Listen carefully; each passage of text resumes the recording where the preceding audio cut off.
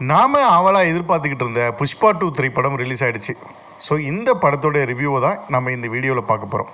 பொதுவாகவே இந்தியாவில் ஒரு படம் ரிலீஸ் ஆகுது அப்படின்னா வெளிநாடுகளில் தான் முதல்ல ரிலீஸ் ஆகும், அதுக்கப்புறம் தான் இந்தியாவில் ரிலீஸ் ஆகும். பட் புஷ்பா 2 பார்த்தீங்கன்னா ஃபஸ்ட்டு வெளிநாட்டில் ரிலீஸ் ஆகுது. அதன் பிறகு ஒரு சில மணி நேரங்கள்லேயே பார்த்தீங்கன்னா தெலுங்கானாவிலையும் ஆந்திராவிலையும் இந்த படம் ரிலீஸ் ஆயிடுச்சு. தமிழ்நாட்டில் மட்டும் இந்த படம் காலையில் 9 மணிக்கு தான். ஸோ நம்ம தமிழ் ரசிகர்கள் இந்த படத்தை காலையில் 9 மணிக்கு தான் பார்க்க முடியும். சரி, இந்த படத்துடைய ரிவ்யூ என்ன? இந்த படம் நல்லா இருக்கா இல்லையா? இந்த படம் ஃப்ளாப்பா ஹிட்டா அப்படின்னு இப்போ பார்த்துடலாம். புஷ்பா 2 இந்த படத்தை பார்த்தீங்கன்னா மைத்ரி மூவிஸாக தயாரிச்சிருக்கிறாங்க.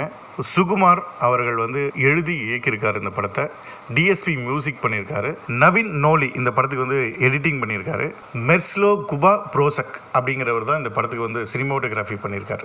இந்த படத்துக்கு விஎஃப்எக்ஸ் பார்த்தீங்கன்னா கமலக்கண்ணன் பண்ணியிருக்காரு. ஸ்டண்ட் பார்த்தீங்கன்னா பீட்டர் ஹைன், டிராகன் பிரகாஷ், கிச்சா, நவகாந்த் அப்படின்னு 4 ஸ்டண்ட் மாஸ்டர்ஸ் இந்த படத்தில் ஸ்டண்ட் பண்ணியிருக்காங்க.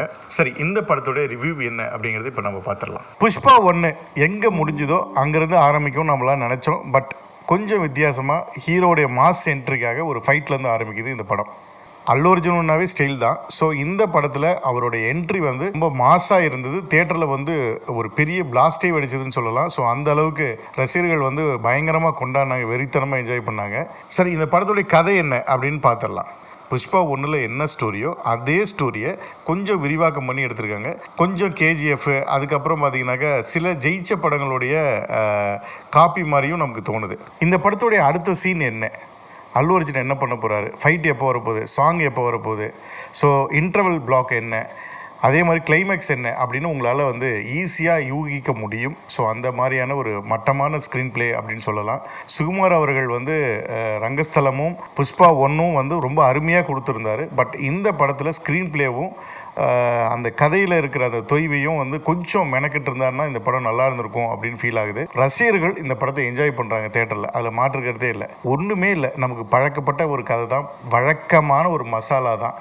இதை நீங்கள் ரொம்ப யோசித்து இந்த கதையை ஆகா ஓஹோ அப்படிங்கிற அளவுக்குலாம் இதில் ஒன்றுமே இல்லை. அதே மாதிரி ட்விஸ்ட்டு, பெரிய டேர்னிங் பாயிண்ட்டு அப்படிங்கிற மாதிரிலாம் ஒன்றும் இல்லை. உங்களால் யூகிக்க முடியும் இந்த கதை என்ன அப்படின்னு. ஸோ அந்த அளவுக்கு தான் இந்த படம் இருக்குது. ஃபுல் அண்ட் ஃபுல் லாஜிக் மீறல் எக்கச்சக்கமாக இருக்குது.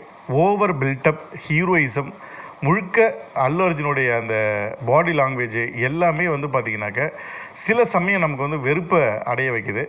இன்னொன்று, படத்துடைய லென்த்து. இந்த படத்துடைய லென்த்து பார்த்திங்கன்னா 3 மணி நேரம் 20 நிமிஷம் ஓடுது. எப்படா முடிப்பீங்க அப்படிங்கிற அளவுக்கு நமக்கே ஒரு வருத்தத்தை ஏற்படுத்துது. ஸோ அந்த அளவுக்கு கதைக்களம் ஜவ்வு மாதிரி போட்டு இழுன்னு இழுத்துருக்குறாங்க.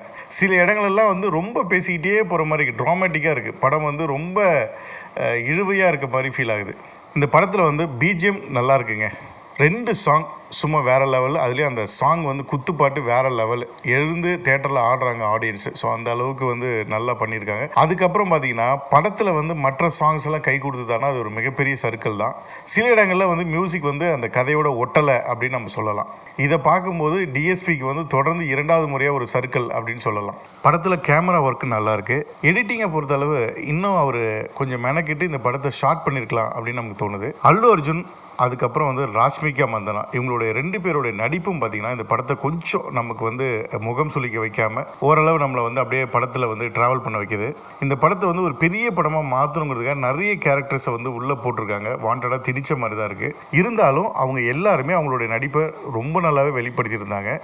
படத்தில் மைனஸ்ன்னு பார்த்தீங்கன்னாக்க காட்சி அமைப்பு, அதாவது ஸ்க்ரீன் பிளே, கதைக்களம், எல்லாருக்கும் பழக்கப்பட்ட ஒரு கதைக்களம், ஓவர் பில்டப்பு, லாஜிக் மீறல், இதுதான் இந்த படத்துடைய மைனஸ். ப்ளஸ்ன்னு பார்த்தீங்கன்னா இவங்களோட நடிப்பு, டான்ஸு, ஃபோட்டோகிராஃபி, ஸ்டண்ட்டு, இது எல்லாமே ரசிக்கும்படியாக இருக்குது. மற்றபடி புஷ்பா 1 மனசில் வச்சுக்கிட்டு புஷ்பா 2க்கு போனீங்கன்னா கொஞ்சம் ஏமாற்றம் தான் உங்களுக்கு மிஞ்சும்னு நினைக்கிறேன்.